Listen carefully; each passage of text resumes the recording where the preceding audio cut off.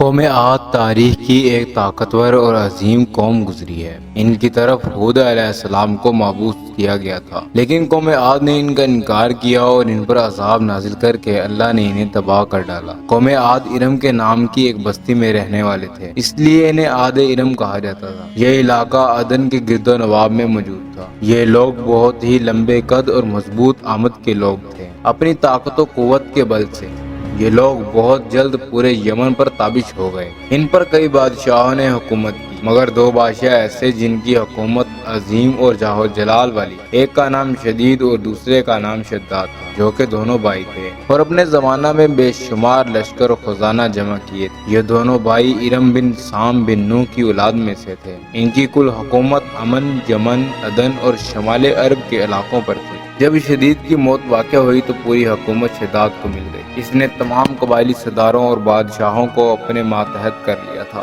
اور اس طرح جنوبی عرب اس کے قلمروں میں آ گیا تھا۔ اس نے اپنی حکومت کو عروج تک پہنچا دیا۔ دنیا کے دیگر ممالک کے بادشاہ اس کے بعد گزار ہو گئے۔ اس تسلط اور غلبے نے اس کو اتنا مغرور متکبر کر دیا تھا کہ اس نے خدائی کا دعویٰ کر ڈالا۔ اس وقت کے علماء اور پیغمبروں کے پیروکار نے اسے سمجھایا اور عذاب الہی سے ڈرایا، مگر وہ کہنے لگا میرے پاس اب دولت، حکومت سب کچھ ہے، اب خدا کی ضرورت نہیں اور اب میں کسی کی اطاعت نہیں کروں گا۔ شداد نے حضرت ہود علیہ السلام کی زبان سے یہ سن رکھا تھا کہ جنت کیسی ہوگی اور اس کی نعمتیں اور خوبصورتی کا کیا عالم ہوگا، اس لیے اس نے زمین پر جنت بنانے کا ارادہ کیا۔ وہ کہتا تھا مجھے اس جنت کی ضرورت نہیں جو خدا نے بنائی ہے، ایسی جنت تو میں خود دنیا میں ہی بنواؤں گا۔ لہٰذا اس نے 100 معتبر افراد کو جمع کیا اور ہر ایک کو 1000 آدمیوں پر مقرر کیا اور پوری دنیا کے ماہرین کو عدن آنے کی دعوت دی۔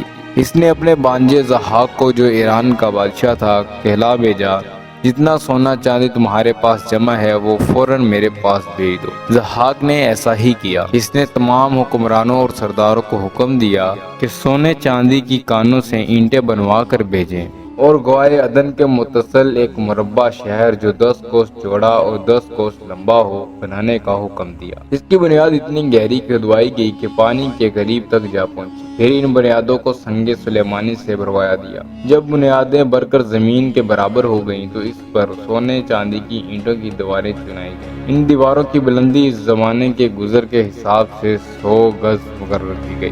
جب سورج نکلتا تو اس کی چمک سے دیواروں پر نگاہ نہیں ٹھہرتی۔ یوں شہر کی 4 دیواری بنائی گئی۔ اس کے بعد 4 دیواریوں کے اندر 1000 محل تعمیر کیے گئے۔ ہر محل 1000 ستونوں والا تھا اور ہر ستون جواہرات سے جڑا ہوا تھا۔ پھر شہر کے درمیان ایک نہر بنوائی گئی اور ہر محل میں اس نہر سے چھوٹی چھوٹی نہریں لے جائے گی۔ ہر محل میں حوض اور فوارے بنائے گئے۔ ان نہروں کی دیواریں اور فرش یاقوت، زمرد، مرجان اور نیلم سے سجائے گئے تھے۔ نہروں کے کناروں پر ایسے مصنوعی درخت بنائے گئے جن کی جڑیں سونے کی، شاخیں اور پتے زمرد کے تھے۔ ان کے پھل موتی، یاقوت اور دوسرے جواہرات کے بنوا کر ان پر ٹانگ دیے گئے۔ شہر کی دکانوں اور دیواروں کو مشک زعفران اور عنبر گلاب سے سیکل کیا گیا۔ یاقوت و جواہرات کے خوبصورت پرندے چاندنی کی اینٹوں پر بنوائے گئے تھے جن پر پہرے دار اپنی اپنی باری پر آ کر پہرا دیا کرتے تھے۔ جب تعمیر مکمل ہو گئی، حکم دیا کہ سارے شہر میں ریشم کے قالین بچھا دیے جائیں۔ پھر نہروں میں سے کسی کے اندر میٹھا پانی، کسی میں شراب، کسی میں دودھ اور کسی میں شہد و شربت جاری کر دیا گیا۔ روایتوں میں آتا ہے کہ اس جنت کو بنانے میں 300 سال لگے اور شداد کی عمر 900 سال کے قریب تھی۔ باغ ارم کے مکمل ہونے کے بعد وہ اپنے لاؤ لشکر کے ساتھ متکبرانہ انداز میں شہر کی طرف روانہ ہوا۔ جب قریب پہنچا تو تمام شہر والے اس کے استقبال کے لیے شہر کے دروازے کے باہر آ گئے اور اس پر پھول اور جواہرات نچھاور کرنے لگے۔ ابھی اس نے گھوڑے کی رکاب سے ایک پاؤں نکال کر دروازے کی چوکھٹ پر رکھا ہی تھا کہ اس نے ایک اجنبی شخص کو اپنے قریب کھڑا دیکھا۔ اس نے پوچھا تو کون ہے؟ اس نے کہا میں ملک الموت ہوں۔ پوچھا کیوں آئے ہو؟ اس نے کہا تیری جان لینے۔ شداد نے کہا مجھے اتنی مہلت دے دے کہ میں اپنی بنائی ہوئی جنت کو دیکھ لوں۔ جواب ملا مجھے حکم نہیں۔ کہا چلو اس قدر ہی فرصت دے دو کہ گھوڑے پر سے اتر جاؤں۔ جواب ملا اس کی بھی اجازت نہیں۔ لہٰذا ابھی شداد کا ایک پاؤں رکاب میں اور دوسرا چوکھٹ پر ہی تھا کہ ملک الموت نے اس کی روح قبض کر لی۔ پھر حضرت جبرائیل علیہ السلام نے بڑے زور سے ایک ہولناک چیخ ماری۔ اسی وقت تمام شہر اپنی عالی شان سجاوٹوں اور محلات کے ساتھ زمین دوز ہو گیا اور اس کا نام و نشان بھی باقی نہ رہا۔